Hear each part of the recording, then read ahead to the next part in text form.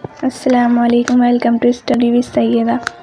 आज का question paper MA Urdu first year 2022 का उर्दू गज़ल है, जिसका पेपर कोड 014125 है। जिनका भी इस बार एमए का एग्ज़ाम है वो इस वीडियो को ज़रूर देखें, आपके लिए बहुत फ़ायदेमंद होगी। हिदायत: कुल 5 सवालों के जवाब दीजिए।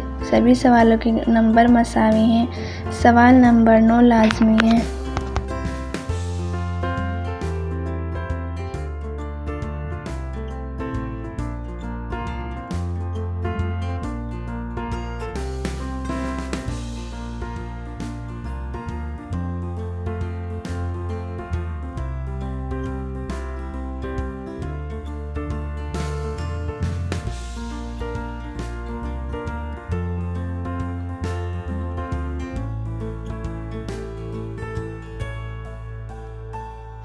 वीडियो पसंद आई हो तो प्लीज़ इसको लाइक करें और शेयर करें, और मेरे चैनल स्टडी विद सैयदा को सब्सक्राइब करें। जल्द ही नेक्स्ट वीडियो में मुलाकात होगी।